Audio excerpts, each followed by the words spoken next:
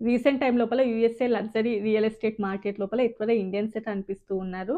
వాళ్ళు మాత్రమే చాలా వరకు గూడా ఎఫర్ట్ చేయగలుగుతున్నారు ఆ హౌసెస్ తీసుకోవడానికి. 500,000, 600,000, 700,000, 800,000 అంతవరకు గూడా ఇండియన్స్ చాలా వరకు ఎఫర్ట్ చేయగలుగుతున్నారు అని జెప్పేసి ఈ మధ్యలో వింటున్నాం. దాని గురించయితే ఒక జనరల్ టాపిక్ లాగైతే ఈ వీడియో అయితే షేర్ చేద్దాం అనుకుంటున్నాను. సో, ఇంకెవరైనా కొత్తగా మన ఛానెల్‌ని చూస్తున్నట్లయితే తప్పకుండా సబ్స్క్రైబ్ చేసుకోండి. వీడియోకైతే లైక్ చేయండి. ఎవరికైనా యూజ్ అవుతదనుకుంటే షేర్ చేయండి. ఆల్రెడీ వీడియో మొత్తం జేశాను. అంతా అయిపోయిందనుకున్నా. అసలు కెమెరా ఆన్ జేయలే. 12 మినిట్స్ ఏమో వచ్చింది వీడియో. Camera on జేయలే. మళ్ళీ సెకండ్ టైమ్ జేస్తున్నాను. ఆహ్, అట్లుంటది వీడియోలతో వచ్చే కష్టాలు. సరే కొత్తగా చూసేవాళ్ళైతే తప్పకుండా సబ్స్క్రైబ్ అయితే జేసుకోండి.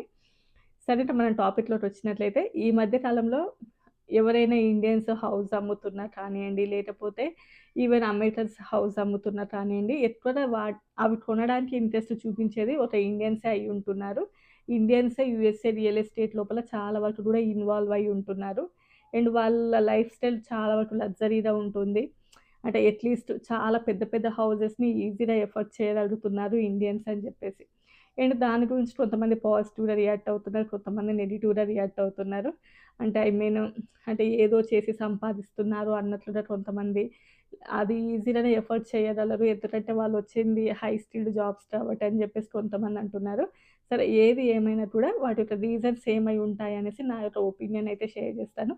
తప్పకుండా మీ యొక్క ఒపీనియన్‌ని కూడా కామెంట్ సెక్షన్‌లో అయితే తెలియజేయండి. ఫస్ట్ వన్ ఏంటి అంటే ఆల్‌మోస్ట్ ఇండియా నుంచి యూఎస్ఏకి చిన్న చిన్న జాబ్స్ త్రూ వచ్చేవాళ్ళు చాలా తక్కువ మందుంటారు.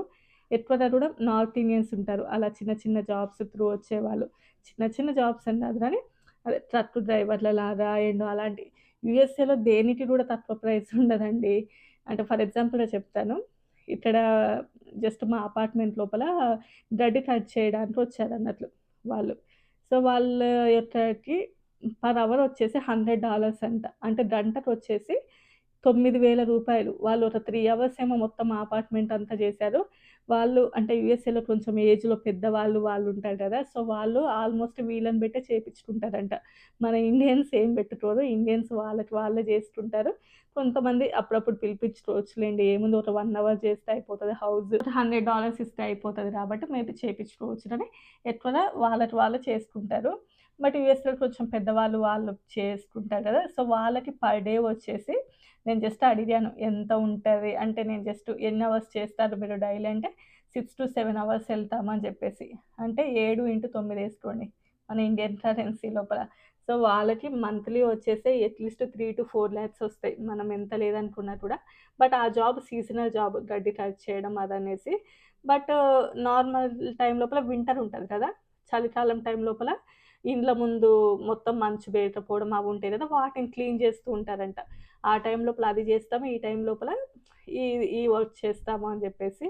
సో, అంటే యూఎస్ఏలో దేనికి కూడా తక్కువ, ఇది తక్కువ, అది తక్కువ అని మనం ఏం చెప్పలేము. అన్నిటికి గూడా చాలా వరకు గూడా మంచి అమౌంటే ఉంటది.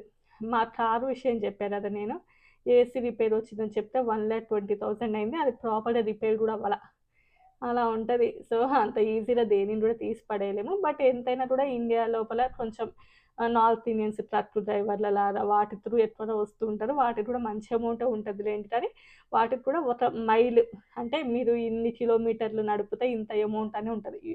పర్ అవర్ కాకుండా ఇన్ని మైల్స్ డ్రైవ్ చేస్తే ఇంత అమౌంట్ అని చెప్పేసి. వాళ్ళకి కూడా మంచి అమౌంటే వస్తది. సరే ఇంక మనం ఈ టాపిక్ వచ్చినట్లయితే ఇండియన్స్‌కి ఆల్మోస్ట్ వచ్చేటప్పుడు ఐటీ మీద కానియండి and medical are corporate management ఇదే కాబట్టి ఏదైనా కూడా కొంచెం హైగా కూడా వెళ్ళడానికి ఇంట్రెస్ట్ చూపిస్తారు. అంటే కొంచెము లగ్జరీ హౌసెస్ కూడా ఎఫర్డ్ చేయాలని ఇంట్రెస్ట్ చూపిస్తూ ఉంటారు.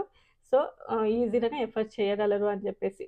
అండ్ నెక్స్ట్ వన్ ఏంటి అనంటే ఆహ్, ఆల్రెడీ ఇండియన్స్ యొక్క మైండ్ సెట్ అనేది చాలా వరకు డిఫరెంట్‌గా ఉంటది. ఫస్ట్ వన్ హౌస్ అనేది ప్రైమరీ ప్రియారిటీ ఇండియన్స్‌కి. అమెరికన్స్ కానియండి, వేరే వాళ్ళతో కంపేర్ చేస్తే ఇండియన్స్‌కి ప్రైమరీ ప్రియారిటీ ఏంటంటే హౌస్. ఎక్కువగా కూడా రియల్ ఎస్టేట్ మీదనే ఇంట్రెస్ట్ చూపించాలి. అండ్ ల్యాండ్స్ తీసుకోవడం, అదే హౌస్ తీసుకోవడం, నెక్స్ట్ గోల్డ్ తీసుకోవడం. వీటి మీదనే ఎక్కువగా మనం సంపాదించింది ఇన్వెస్ట్ చేయాలని అనుకుంటారు. సో, అందువలన యూఎస్ఏ కానియండి, ఈవెన్ ఇండియా కానియండి, ఎక్కడైనా కూడా మనం ఉన్నప్పుడు ఫస్ట్ ప్రియారిటీ వచ్చేసి హౌసెస్‌కి పెడతాం. అండ్ మనం ఎలా ఆలోచిస్తాము అంటే, మన తర్వాత అంటే ఆల్మోస్ట్ హెచ్-1బీల మీద ఉన్నవాళ్ళు, లేదంటే గ్రీన్ కార్డ్ వచ్చి ఉన్నవాళ్ళు ఇక్కడే సెటిల్ అవుతాము అని అనుకునే వాళ్ళు ఏంటంటే కొంచెం పెద్ద హౌసెస్ తీసుకోవాలి అని అనుకుంటారు. అంటే only double bedroom house, only triple bedroom కాకుండా almost Indian houses 4 bedroom, 5 bedroom houses ఉంటాయి. ఇక్కడ చాలా వరకు కూడా. సో, వాటినే ఎఫర్ట్ చేయడానికి ఇంట్రెస్ట్ చూపిస్తూ ఉంటారు. అది అందువలన ఏంటంటే చాలా మందికి ఇండియన్స్ చాలా లగ్జరీ హౌసెస్ తీసుకుంటున్నారు అని అనిపిస్తది. ఇండియన్స్ అంత పెద్ద హౌసెస్ తీసుకోవాలి అనుకోవడానికి రీజన్ ఏంటంటే చాలా వరకు కూడా కాలిక్యులేషన్ యేసుకుంటూ ఉంటారు. అంటే ఓకే. మన తర్వాత మన పిల్లలకి. సో, కొంచెం పెద్దగా ఉంటే బెటరు. అండ్ మన తర్వాత వాళ్ళకి. సో, మనం ఎలా అయినా తీసుకునేదేదో ఇంకొంచెం పెద్దదే తీసుకుంటే బెటర్ అని చెప్పేసి ఆలోచిస్తారు. సో, యూఎస్ఏలో చాలా వరకు ఇండివిడ్యువల్ హౌసెసే ఉంటాయి. ఓన్‌గా 4 బెడ్‌రూమ్స్, 5 బెడ్‌రూమ్స్ హౌసెస్ ఎక్కువ మంది తీసుకోవడానికి ఇంట్రెస్ట్ చూపించడం వల్ల బయట చూసే అమెరికన్స్ కానియండి ఎవరికైనా కూడా చాలా లగ్జరీగా తీసుకుంటున్నారు అనిపిస్తది. బట్ అమెరికన్స్ లైఫ్ స్టైల్ అనేది చాలా డిఫరెంట్‌గా ఉంటది. మీరు రియాలిటీ లోపల చూస్తే అందరూ అలా ఉంటారు అని చెప్పలేం గానీ, చాలా వరకు కూడా చాలా డిఫరెంట్. నేను చాలామంది అమెరికన్స్ దగ్గర వర్క్ చేసినప్పుడు వాళ్ళ హౌసెస్ చిన్న చిన్న పార్టీస్ అయినప్పుడు కూడా ఎళ్ళాము. వాళ్ళ హౌసెస్ చాలా వరకు కూడా డబుల్ బెడ్‌రూమ్ హౌసెసే ఉంటాయి. సింగిల్ బెడ్‌రూమ్ హౌస్ ఉన్నయి గూడా జూసాను నేను. అంటే ఒకటి కార్ పార్కింగ్ లాగా పెద్దదుంటది. అండ్ ఆ తర్వాత లోపలికెళ్ళిన తర్వాత ఒక బెడ్‌రూమ్ ఉంటది. ఒకటి హాల్ లాగా ఉంటది. సో, అంటే అంత చిన్న చిన్న హౌసెసే చాలామంది ఇంట్రెస్ట్ చూపిస్తూ ఉంటారు. ఎందుకంటే వాళ్ళకి బ్యాక్ ఎండ్ లోపల నెక్స్ట్ మన పిల్లలకి, ఆ తర్వాత ఆ పిల్లలకి అలాంటి ఆలోచన ఏమీ ఉండదు. వాళ్ళ లైఫ్ స్టైల్ డిఫరెంట్ కాబట్టి సో, అంటే అంత పెద్దయి తీసుకునే వాళ్ళు గూడా ఉంటారు. బట్ 2 బీహెచ్‌కే అది 1 అలా చిన్న చిన్న హౌసెస్‌ని ఎఫర్ట్ చేసేవాళ్ళు గూడా చాలా మందుంటారు. అండ్ చాలా మందికి కూడా ఓన్ హౌసెస్ లేకుండా అమెరికన్స్ చాలా మందుంటారు. అండ్ ఇక్కడ గవర్నమెంట్ కూడా ఎవరికైతే తక్కువ సాలరీస్ వస్తాయో అండ్ వాళ్ళకి బయట కొన్ని వాళ్ళు ఇప్పిస్తూ ఉంటారు హౌసెస్. ఈవెన్ ఇప్పుడు మేముండే అపార్ట్మెంట్‌లో గూడా స్టూడెంట్స్‌కి చాలా తక్కువకి ఒక బ్లాక్ మొత్తం ఖాళీగా ఉంటది. అది ఓన్లీ గూడా స్టూడెంట్స్‌కే ఇవ్వాలి. అది గవర్నమెంట్ రూల్ అంట. సో, ఈ అపార్ట్మెంట్ లోపల కొన్ని ఓన్లీ స్టూడెంట్స్‌కి కొంచెం తక్కువకి అంటే వాళ్ళు ఓన్‌గా లైఫ్ లీడ్ చేస్తుంటారు గాబట్టి వాళ్ళకివ్వాలి అనేది రూల్ ఉంటదంట. సో, ఇలాంటి కొన్ని గవర్నమెంట్ నుంచి కూడా వాళ్ళకి ఫెసిలిటీస్ అన్నీ ఉంటాయి కాబట్టి, మనం అంత ఎఫర్ట్ చేయలేము అన్న వాళ్ళు ఈజీగానే బయట లైఫ్ లీడ్ చేయగలరు. బట్ మన ఇండియన్స్ వరకొచ్చేలోపు ఏంటంటే, మన మైండ్ సెట్ ఫస్ట్ వన్ వచ్చేసి హౌస్‌కిస్తాము.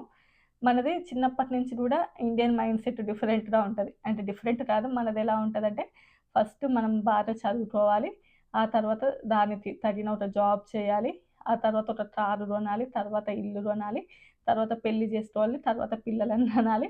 ఆ తర్వాత సేమ్ మనం ఎలా అయితే చేసామో అది కూడా పిల్లలని చేయమని జెప్పాలి. సో, వాళ్ళు గూడా సేమ్ ఇదే రిపీట్ అవుతూ ఉంటది. బట్ ఇప్పుడున్నటువంటి పిల్లలు కొంచెం డిఫరెంట్‌గా ఆలోచిస్తున్నారు. వాళ్ళు కొంచెం డేర్ చేసి వేరే ఫీల్డ్‌కి అలా ఎళ్ళిపోతున్నారు కానియండి. బట్ మన ఫాదర్స్ కానియండి అంతకుముందు జనరేషన్ నుంచి సేమ్ ఇదే.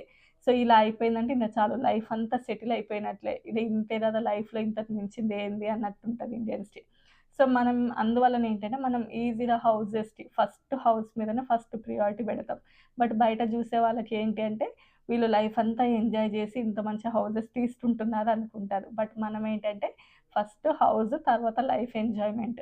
అదే అమెరికన్స్ వాళ్ళకొస్తే ఎలా ఉంటారంటే వాళ్ళు అసలు వరల్డ్ చూడాలి. అండ్ మిగతావి అంటే ఎంజాయ్‌మెంట్ ఫస్ట్ చేయాలి. తర్వాత హౌస్. అవి ఉన్నా ఒకటే, లేకపోయినా ఒకటే. అసలది ప్రైమరీ కాదు, అసలు ప్రియారిటీ కూడా కాదు అన్నట్లుగా ఉంటది. సో, అందువల్లనే వాళ్ళకి, మనకి అక్కడ చాలా పెద్ద డిఫరెన్స్ వస్తూ ఉంటది. ఇండియన్స్‌కి ఏంటంటే హౌస్ అనేది సోషల్ ప్రెస్టీజ్ ఒకటి. అండ్ కొంచెం ఏదైనా ఒక జాబ్‌లోకెళ్లారో లేదో అప్పుడే ఇంకా సోషల్ ప్రెషర్ కూడా స్టార్ట్ అవుతది. ఏదైనా తీసుకున్నావా? ఏదైనా హౌస్ మీద ఇన్వెస్ట్ చేసారా? ఇల్లుందా? ఇల్లుందా? అని చెప్పేసి. అదొకటి. అండ్ నెక్స్ట్ కొన్ని టాక్స్ బెనిఫిట్స్ కూడా ఉంటాయి కాబట్టి. సో, దాని త్రూ గూడా కొంచెం హౌసెస్ తీసుకోవడానికి ఇంట్రెస్ట్ చూపిస్తూ ఉంటారు. అండ్ ఇంకా చాలామందేంటంటే 700,000, 600,000 తీసుకుంటున్నారు. అది చాలా అంత ఈజీగా ఎట్లా ఎఫర్ట్ చేయగలుగుతున్నారు అంటే, ఈజీగా ఏం ఎఫర్ట్ చేయరు. అది కూడా లోన్స్ పెట్టే కదా! ఇప్పుడు ఇండియాలో కూడా మనం ఒక 2,00,000 పెట్టి ఒక అపార్ట్మెంట్ తీసుకున్నామంటే, ఒక 20 ఇయర్స్‌కి ఎలా అయితే మనము లోన్స్ పెట్టుకుంటామో, యూఎస్ఏలో హౌసెస్ వాళ్ళు కూడా ఆల్మోస్ట్ లోన్స్ పెట్టే తీసుకుంటారు. అలా డైరెక్ట్‌గానే 500,000, 600,000 డాలర్స్ అలా ఇచ్చేసి ఎవరు తీసుకోరు. ఇక్కడైనా గూడా లోనే, అక్కడైనా కూడా లోనే. జస్ట్ దేశాలు మారుతాయి గానీ, మైండ్ సెట్ సేమ్ అంతే ఉంటది. లైఫ్ స్టైల్ గూడా సేమ్ అంతే ఉంటది. బట్ ఏంటంటే, అమెరికన్స్‌కి వాళ్ళు ఒకవేళ ఎఫర్ట్ చేయగలిగినా కూడా, వాళ్ళు ఎంతలో ఉండాలి, వాళ్ళకి వాళ్ళు బ్రతకడానికి ఎంత రావాలి అనేది జూస్తారు. బట్ ఇండియన్స్ ఏంటంటే, మన తర్వాత తరాలకు కూడా ఆలోచించేసి, ఓకే. ఇంకొంచెం ఎక్కువ బెడితే ఇంకొక బెడ్‌రూమ్ ఎక్కువుంటది గదా! సో, అలా కొంచెం ఆ మైండ్ సెట్ తోటుంటాం అంతే అండ్ ఓవర్ స్పెండింగ్‌తో పాటు ఓవర్ స్ట్రగుల్స్ కూడా ఫేస్ చేయాల్సిందుంటది. అంటే ఫర్ ఎగ్జాంపుల్ బయట ఇప్పుడు ప్రెజెంట్ యూఎస్ఏలో కూడా హౌసింగ్ మార్కెట్ యొక్క సిట్యుయేషన్ అయితే అంత బాలేదనేది వింటున్నాము. అంటే ఇంట్రెస్ట్ రేట్లు గానియండి, అంత అంటే ఎవరైనా హౌసెస్ అమ్మాలి అనుకునే వాళ్ళకైతే పెద్దగా లాభం అయితే ఉండట్లేదు. బట్ ఎవరైతే బయర్స్ ఉంటారో వాళ్ళు కొంచెం బెటర్ కానీ అమ్మే వాళ్ళకి చాలా దారుణమైన సిట్యుయేషన్స్ అయితే ఉన్నాయి అని జెప్పేసి. ఈవెన్ మనము ఇల్లు అమ్మినా కూడా అంత ఎక్కువ మొత్తంలో మనీ అయితే రావట్లేదు అనేది వింటున్నాం. సో, ఆల్‌మోస్ట్ ఒకవేళ ఒక ఇండియన్ ఆ హౌస్ అమ్మారనుకోండి, అది మళ్ళీ ఇంకొక ఇండియనే తీసుకుంటారిక్కడ. అంటే ఇండియన్సే కొంచెం ఎఫర్ట్ చేయగలరు. బట్ కంపారిటివ్‌లీ అమెరికన్స్, ఇండియన్స్ యొక్క మైండ్ సెట్ డిఫరెంట్‌గా ఉంటది. అండ్ వచ్చేటప్పుడు మంచి ప్రొఫెషనల్ జాబ్స్ మీద రావడం వలన కొంచెం ఈజీగా ఎఫర్ట్ చేయగలరు అదొకటి.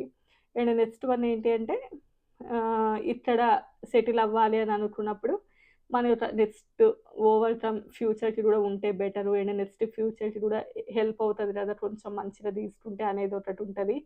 అండ్ నెక్స్ట్ వన్ కొన్ని టాక్స్ బెనిఫిట్స్‌ని బేస్ చేసుకొని ఒకటి.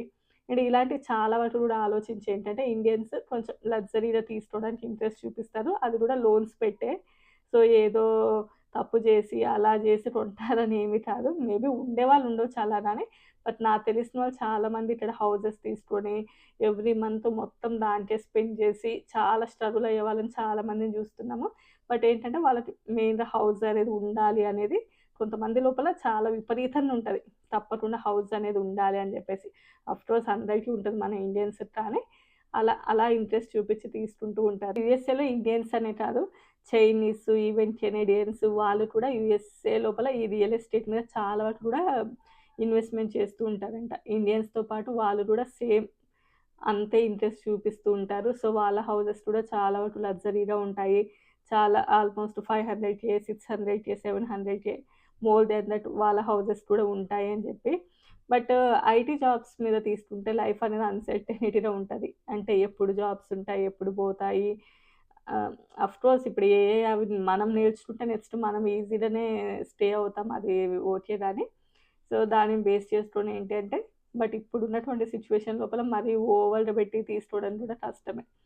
ఇప్పుడు యూఎస్ఏ అనే కాదు, ఇండియాలో గూడా ప్రైజెస్ ఎక్కడ గూడా తక్కువ లేవు. ఆల్‌మోస్ట్ ఇండియాలో ఓన్లీ అపార్ట్‌మెంట్ లోపల ఒక ఫ్లాట్‌కే 2,00,00,000 అలా జెప్తున్నారు. బట్ యూఎస్ఏలో ఒక ఇండివిడ్యువల్ 400,000 అలా ఉంటున్నాయి. Then okay. పెద్ద కాస్ట్ లోపల యూఎస్ఏలో ఎక్కువగా, ఇండియాలో తక్కువ అదైతే ఏమీ లేదు. ఆల్‌మోస్ట్ అన్ని చోట్లలో చాలా ప్రైజెసే ఉన్నాయి. ఇంక మనం ఎలా ప్లాన్ చేసుకుంటాం అనేది ఇంకా మన ఇష్టం. బట్ మనం ఏంటంటే ఓకేలే ఇంకొంచెం ఎక్కువ ఉంటే బావుంటది, ఇంకొంచెం పెద్దగుంటే బావుంటదని జెప్పేసి ఎక్కువ లోన్స్ పెట్టి, ఎక్కువ తీసుకున్నామనుకోండి తర్వాత చాలా వరకు కూడా స్ట్రెస్ అవుతాము. మన దగ్గర ఎక్కువ ప్రాబ్లమ్ ఏంటి? దేనితోటి ఎక్కువగా స్ట్రెస్ అవుతూ ఉంటామంటే ఫర్ ఎగ్జాంపుల్ మంత్‌లో ఒక 1,00,000 సంపాదించేవాడు ఒక 50,00,000 ఇల్లుని ఈజీగా ఎఫర్డ్ చేయగలడు అనుకుందాం. బట్ వాళ్ళేం జేస్తారంటే ఒక 1 సీఆర్ హౌస్ తీసుకొని మిగతా 50,00,000 కోసం స్ట్రగుల్ అవుతూ ఉంటారు. మంత్లీ ఒక 2,00,000 సంపాదించేవాడు ఒక 1 సీఆర్ హౌస్‌ని ఈజీగా ఎఫర్డ్ చేయగలడు అని అనుకుంటే, ఓ 2 సీఆర్ హౌస్ తీసుకొని మిగతా 1 సీఆర్ కోసం స్ట్రగుల్ అవుతూ ఉంటాడు. సో, స్ట్రగుల్ అవ్వడం అనేది తప్పకుండా అవుతూ ఉంటది. బట్ బడ్జెట్ పెరుగుతున్న కొద్దీ ఇంకొంచెం ఎక్కువగా లోన్ పెట్టేసి ఆ లోన్ కోసం స్ట్రగుల్ అవుతూ ఉంటారు. అది ఇంకెక్కడున్నా గూడా సేమ్ ఇది అలానే ఉంటదా? బట్ ఆ మెంటాలిటీ మారాలి. అది మారదింకా. ఆఫ్‌కోర్స్ మేమైనా అంతే. మనం ఇంత ఎఫర్ట్ చేయగలము అంటే అంతకు మించింది తీసుకొని ఈఎంఐస్ కోసం స్ట్రగుల్ అవుతూ ఉంటాం. అదే ఇంకా మన లైఫ్ స్టైల్ అలానే ఉండిపోతూ ఉంటది. మీరేమంటారు? సో, ఇదొక జనరల్ టాపిక్ మాత్రమే.